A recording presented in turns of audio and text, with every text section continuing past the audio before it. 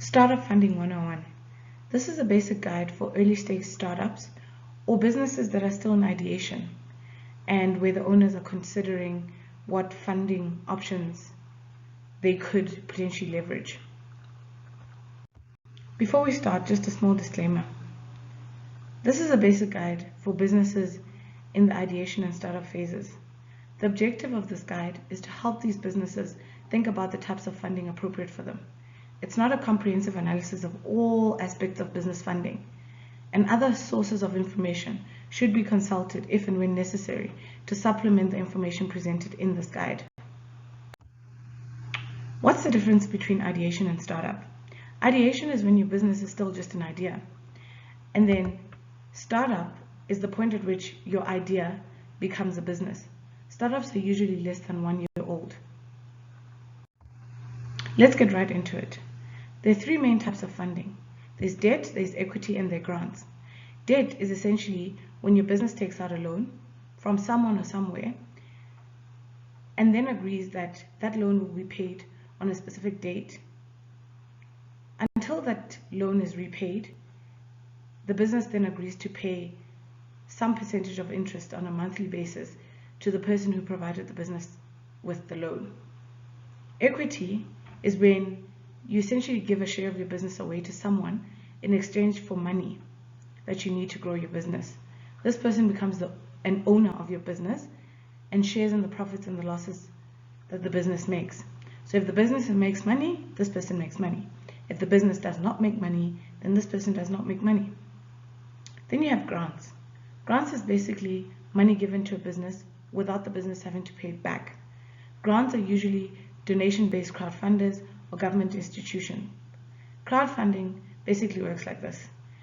You find a platform that allows for crowdfunding.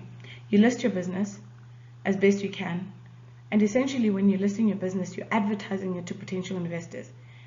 Potential investors then see your business listing and then donate whatever amount they feel moved to donate towards the amount that you're fundraising. Government institutions also give grants, and it's typically grants that are focused on a specific industry or grants that are focused on alleviating a specific socio-economic need. There are various considerations when choosing funding. Let's look at the considerations for choosing debt funding. Here are 5 questions you should ask yourself. Are you comfortable that your business will be able to pay back the debt in the specified time period? Can you afford the agreed upon interest payments? Do you have a detailed business plan that includes projected or actual financials depending on whether or not your business is in ideation or has already started functioning? And it should also detail market research to back up the numbers in the financials. Have you prepared a convincing pitch for potential investors to sell them on your business? This pitch is extremely important because more often than not, you will not just submit your business plan, but might get invited to pitch your idea in front of a panel of investors. It's very important that whatever you pitch is convincing enough to make them want to fund your business. Do you have an asset that exceeds or is equal to the value of the debt that can be used as collateral for the lender in case of default? It's important that when you're looking at debt funding as an option, you evaluate your assets and make sure that you have an asset that you're willing to put up as collateral in case you're no longer able to service the debt, so that the lender can then claim against that asset in order to make sure that your debt is covered. Considerations for equity funding are similar, and the key questions here are as follows. Are you willing to give away a share of your business to someone else in exchange for money required? Are you comfortable with having someone potentially tell you how to run your business? More often than not, equity investors will ask to either sit on your board or be actively involved in the day-to-day management of your business. You should be comfortable with this happening if this is a potential option for you. Do you have a detailed business plan? As per the previous slide where we talked about debt funding, even in equity funding, you need to make sure that you have a detailed plan with actual or projected financials and market research that backs up the numbers. Again, you also need to prepare a convincing pitch for potential investors. You also need to have a plan to buy back the shares from the investor should you need or want to in the future. Sometimes this is your option at the time that you need the funding, but at some point your business might be mature enough for you to want to buy back the shares that you gave away when you needed the money. Consider what your backup plan could be so that you are able to buy back these shares at a future date. Then there's grant funding. Considerations for grant funding are as follows. Do you know which grant providers are best suited for your business need? There are various types of grants available out there. You need to make sure that you understand which grants are best suited for the type of business that you run, and you also need to make sure that you fit the criteria required by the grant providers, because usually there's a set criteria for which the grants are available. Can you afford to wait for some time while the grant is being approved or money is being raised? The thing about grants is that it usually takes quite a substantial period of time before the grant money is approved and therefore paid to the business. So you should make sure that if this is the type of funding you're considering, you actually have the luxury of a considerable amount of time to be able to wait for that funding. Do you have a detailed business plan, and have you prepared a convincing pitch similarly to the two previous slides? And then, do you believe that your business is competitive in relation to other businesses that might be vying for the same type of grant funding? Remember, because a grant is sometimes specific to an industry, sometimes specific to a socio-economic need, businesses that are applying for the same type of grant will be businesses that compete directly with you. So you need to make sure that you believe your business is competitive in relation to any other business that might be vying for the same type of funding. The common factor to consider in all three types of funding is to have a comprehensive and detailed business plan. You have to make sure that this business plan includes what your business is about and what you're trying to achieve, essentially what problem you're trying to solve. Make sure that there's actually a market for the type of business you're trying to start. Be clear on how you plan to run your business, and then substantiate the viability of your business with financials and market research. Here is a high-level outline of a business plan. First, you'll have an executive summary. You write this last, and it's basically a summary of the main points made in the business plan. Then you have a products and services section. This is where you describe the problem that you're solving and the solution that you're selling.